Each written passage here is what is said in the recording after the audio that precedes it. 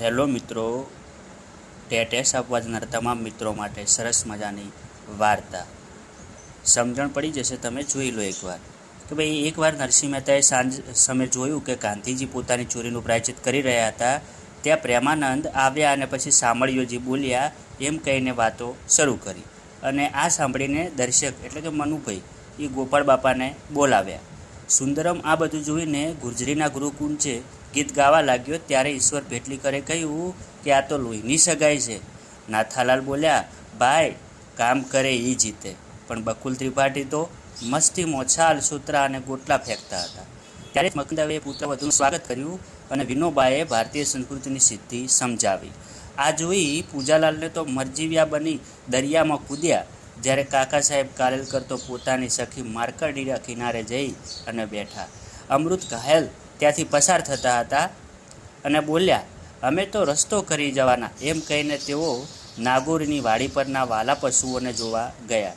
ત્યાં ચંદ્રકાંત શેઠ રડતા હતા અને પૂછતા હતા, ગોદ માતની ક્યાં? આ બધું લાભશંકરને કુદરતી લાગતું હતું. અચાનક રમેશ પારેખ જાગી ગયા અને બોલ્યા, મારા સપનામાં આવ્યા હરી. તેમણે જોયું કે એક પંગુમગીરી ઓળંગી રહી છે, એટલે કે પર્વત ઓળંગી રહી છે. પછી મનોહર ત્રિવેદીએ પપ્પાને ફોન કર્યો અને પૂછ્યું, હવે ફોન મૂકું? છેલ્લે મેઘાણીભાઈએ બધાને પ્રેમથી બોળો ખવડાવ્યો. તો મજા આવી ને મિત્રો? હા, જુઓ, તમારે કેટલાક શોર્ટ ફોર્મ પણ મેં આપેલા છે કે બકુલ છાલ ફેંકે છે, મકરંદ પુત્ર વધુનું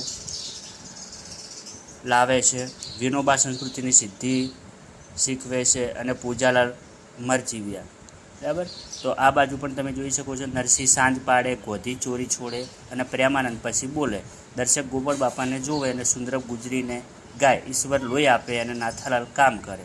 તો આ બાજુ પણ એક સરસ મજાનું છે કે લાભશંકર કુદરતી છે, રમેશના સપનામાં હરી આવે છે, મનોહર પપ્પાને ફોન કરે છે અને મેઘાણી બોળો ખાય છે.